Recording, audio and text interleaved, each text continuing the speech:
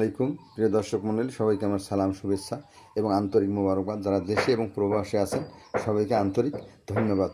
প্রিয় দর্শক মণ্ডলী, যে বিষয়টি নিয়ে আজকে ভিডিওতে আসছি সেটি হলো কি করলে আপনি আল্লাহ রাব্বুল আলামিনের সেরা রহমত, কল্যাণ, খায়ের, সম্পদ পৃথিবীতে পাবেন এবং নাজাতের সহিত, অর্থাৎ আপনি সুন্দর একটি আপনার মৃত্যু হবে, নাজাতের একটি মৃত্যু হবে। আর এক নাম্বার এটা হলো, প্রথমটা হলো আল্লাহ এবং রাসূলের প্রশংসা করলে। যদি আল্লাহ রাসূলের প্রশংসা করেন, আপনি দুনিয়াবি সমস্ত কল্যাণ, খায়ের, বরকত এবং সব কিছু পাবেন, রহমত পাবেন, এবং মৃত্যুটা হবে আপনার রহমতি মৃত্যু, নাজাতি মৃত্যু।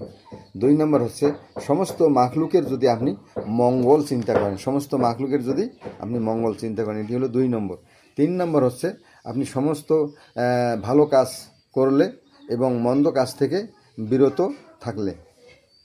4 নম্বর হচ্ছে সমস্ত মাখলুক, বিশেষ করে মানুষের ভালো কাজের প্রশংসা যদি করেন আর মন্দ কাজ থেকে বিরত রাখার জন্য আপনি সার্বিক যদি চেষ্টা করেন, তাহলে প্রথম কি বললাম, আল্লাহ এবং রাসূলের প্রশংসা করলে সর্ব অবস্থায়। 2 নম্বর হলো সমস্ত মাখলুকের মঙ্গল চিন্তা করলে। 3 নম্বর সমস্ত ভালো কাজ করলে এবং মন্দ কাজ থেকে বিরত থাকলে।